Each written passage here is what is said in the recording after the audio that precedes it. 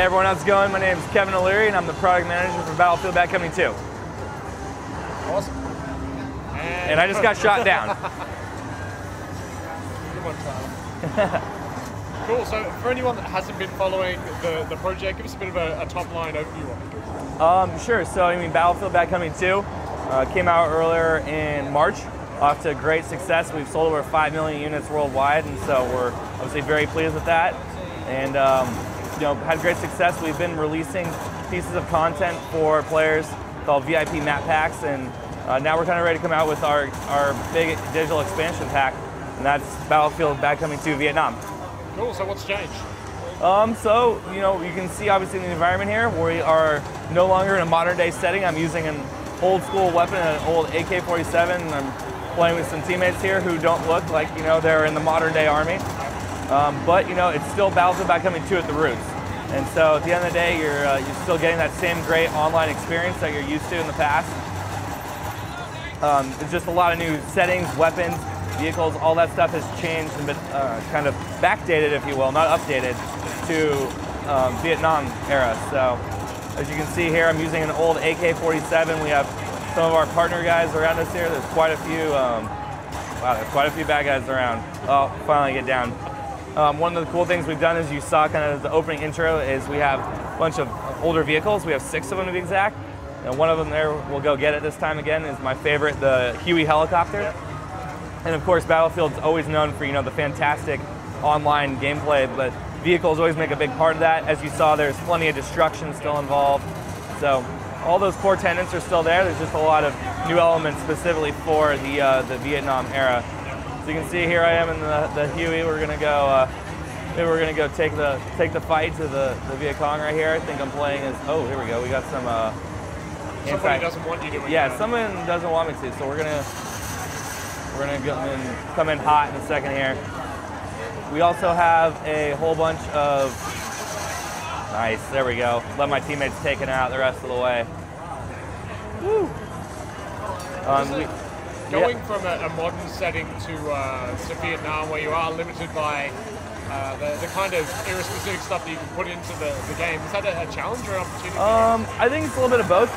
You look at it in the terms of the fact is we wanted to make an expansion pack out of this game, and we didn't want it to be just new content and for the sake of content. So it's a really cool experience when you get in there. You look at the numbers and stuff, and you're like, okay, there's new weapons, there's new maps, there's all that new stuff.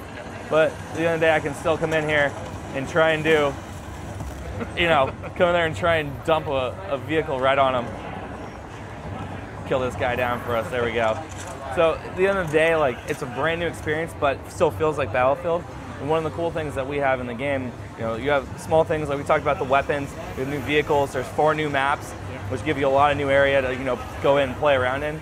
But together, it feels like a brand new experience. So you have these great things like, the destruction of the vehicles, but you're getting in there using different weapons, and it really just feels differently. And you get stuff. One of the big things I've taken away is the dense foliage.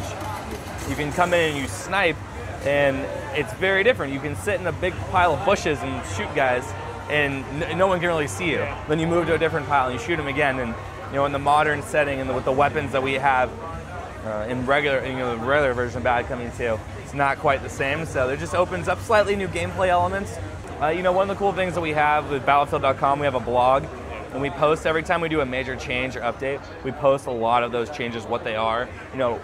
Slightly tweaking or balancing weapons is a really big thing. Making sure that something seems like it's slightly over or underpowered, you can adjust it, you can tweak them and tune them.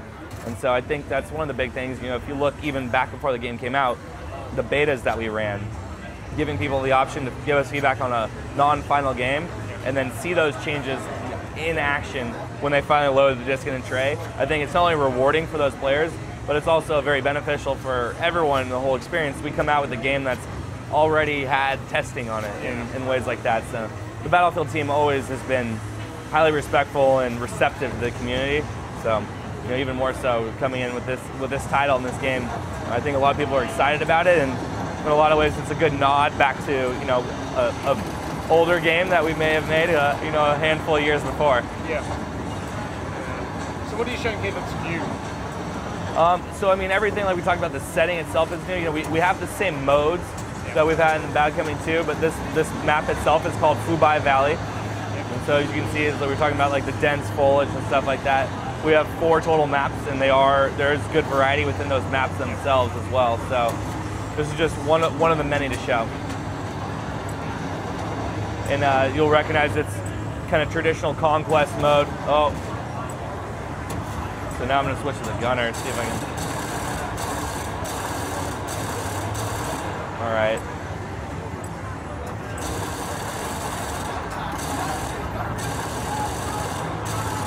You can see like the vehicles are still like very centered to the game. I'm trying to take out this Huey helicopter from afar, and now I just overheated my gun. Uh-oh. There you go. Oh no! Oh. You can see like those are the great, what we call battlefield moments. Those great classic like archaic elements that you can't really script or you know, try and reenact that. It's going to be really hard, but they're amazing and they're fun. I mean, that's, you know, that's a great piece to have on screen and recorded. So. In terms of tech, obviously wanting to support the game really heavily post-launch. Yep. What kind of process was put in place during development to allow for continual update of the title post-launch? I mean, I think, you know, the first thing you're going to look at is what we did with the VIP map packs, and you know, we rewarded a lot of our loyal customers, the guys that keep coming back, the ones that we know are going to be interested in the game, and we let them know that like, hey, all right, we're going to be giving you guys, you know, revised maps, like different modes that you played. You know, for example, like Nelson Bay was a really cool map that people liked, and we opened it up to a different mode that you can now try it in a different scenario. And obviously, you know, the difference between Conquest or Squad Deathmatch or Rush, there's, you know, we make different modes for a reason, and so give people good reason to come back and try new stuff. It's coming out on all 3 platforms that we support, so PlayStation 3, Xbox 360, and PC, and you'll be looking out for it later this winter.